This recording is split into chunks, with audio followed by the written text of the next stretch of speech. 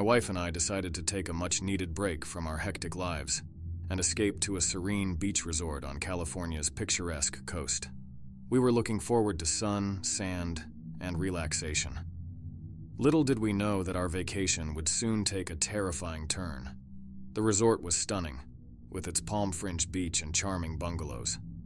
The first few days were idyllic. We sunbathed, took long walks along the shore, and enjoyed delicious seafood at the beachfront restaurant. It was everything we had hoped for. However, on the fourth day, as we strolled along the beach hand in hand, I noticed a strange man in the distance. He stood out like a sore thumb amidst the vacationing crowd. His skin appeared pallid and sickly, his clothes disheveled. What struck me as odd was the intensity with which he stared at my wife, his eyes never leaving her. I mentioned the man to my wife, and she brushed it off as someone who probably needed help. Her compassionate nature got the best of her, and she suggested we offer him some assistance. Reluctantly, I agreed, and we approached him. "Hey there, do you need any help?" my wife asked, her voice laced with concern. The man didn't respond immediately. Instead, he continued to gaze at my wife with an unsettling fascination. His eyes seemed devoid of any emotion, making my skin crawl. "We're staying at the resort, and if you need anything, we'd be happy to assist," I added, trying to sound as friendly as possible. Finally, he spoke, his voice barely more than a whisper. "I watch her. She's beautiful." My wife exchanged a puzzled look with me, and I could see the unease in her eyes. That's nice, but we need to get going," I said, attempting to steer her away from the man. As we walked away, I couldn't shake the feeling that something was terribly wrong. I looked back to see the man still standing there, his eerie gaze locked onto my wife. It sent shivers down my spine, and I quickened our pace. Over the next few days, the man became a constant presence. He followed us at a distance, always watching my wife. We reported his strange behavior to the resort staff, but they assured us they would look into it. Despite our unease, we tried to enjoy the remainder of our vacation. However, it was becoming increasingly difficult to relax with the creepy man lurking in the shadows. It felt like he was invading our privacy, and our sense of security began to crumble. One evening, as we returned to our bungalow after dinner, we noticed something chilling. A note had been slipped under our door, and it contained a disturbing message. "She belongs to me." We immediately contacted the resort security, and they assured us they would take care of it. They promised to increase patrols and investigate the matter further. We were grateful for their help, but couldn't shake the feeling of dread that had settled over us. That night, I stayed awake, keeping watch over my wife as she slept. I had a nagging feeling that the situation was far from over. The hours ticked by slowly, the sound of the ocean waves outside our window serving as a haunting backdrop. Just before dawn, I heard a faint noise coming from outside. It was the man standing at the edge of our bungalow, his face pressed against the window pane. He whispered my wife's name over and over. I remember feeling an extreme anger towards this stranger. How the hell did he know her name? Then it hit me. As we were by the pool earlier in the day, we took down our camera bag to take some pictures. That bag was labeled with her name and number in case it were ever to get lost. As the authorities took him away, I couldn't help but feel a mix of relief and horror. Our dream vacation had turned into a nightmare, and the fear of what might have happened if we hadn't been vigilant haunted us. We decided to cut our trip short, leaving the resort behind. Our experience served as a stark reminder that danger could lurk in the most unexpected places. While the beach resort had promised relaxation and tranquility, it had also brought us face to face with a chilling ordeal we would never forget.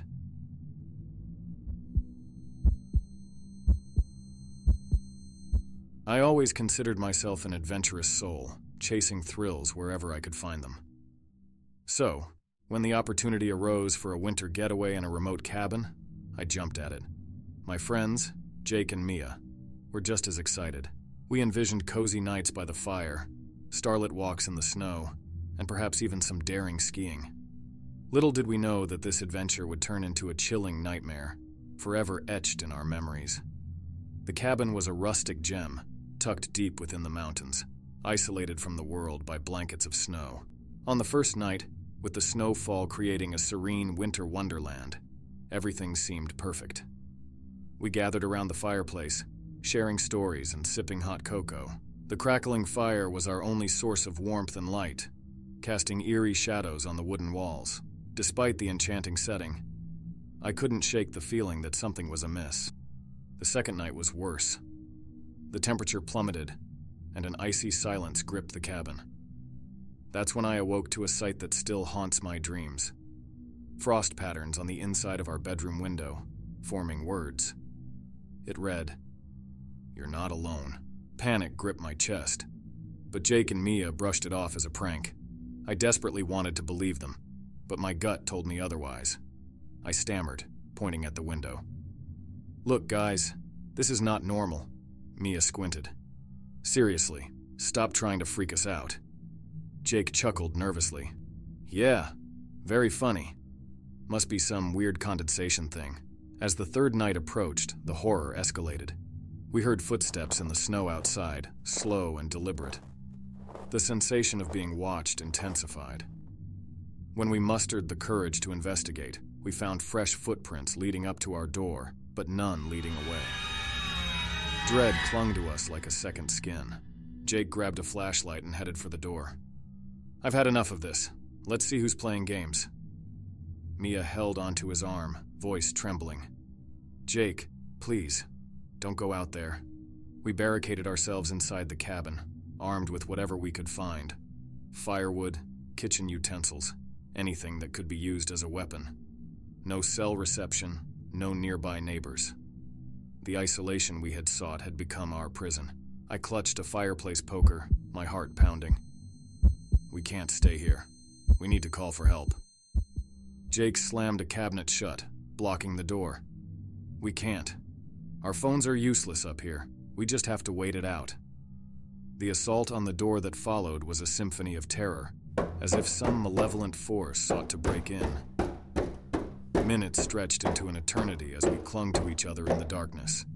The door rattled, hinges groaning under the pressure. Shadows danced on the walls, as if taunting us.